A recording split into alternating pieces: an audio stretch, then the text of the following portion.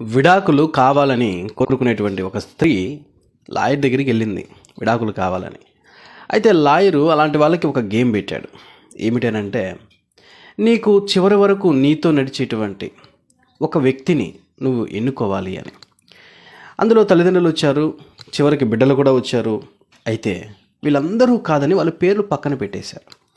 పక్కన పెట్టేసిన తర్వాత చివరికి మిగిలిన వ్యక్తి ఎవరనంటే భర్త. లాయర్ అడిగాడు, అమ్మ అందరినీ పక్కన పెట్టేసావు, మరి మీ భర్త పేరు ఎందుకు పక్కన పెట్టుకున్నావని. నిజంగా ఆలోచించి చూడగా ఈ బంధమే నాకు చివరి వరకు నిలిచేదండి. తల్లిదండ్రులు అంటావా విడిచిపెట్టేశారు, బిడ్డలు అంటావా వాళ్ళకు పెళ్ళి అవుతుంది, వాళ్ళు నన్ను విడిచిపెట్టేస్తారు, కానీ నేను చనిపోయేంత వరకు తోడుగా ఉండేది నా భర్తే కదా అన్నది. మరి అప్పుడు లాయర్ అన్నాడు, అమ్మ మరి అలాంటప్పుడు ఎందుకు విడాకులు కావాలనుకుంటున్నావని.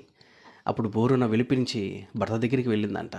ఆలోచించండి, భార్యాభర్తలు ఎంత ప్రేమగా ఉంటే అంత అన్యోన్యంగా ఉంటుంది జీవితం.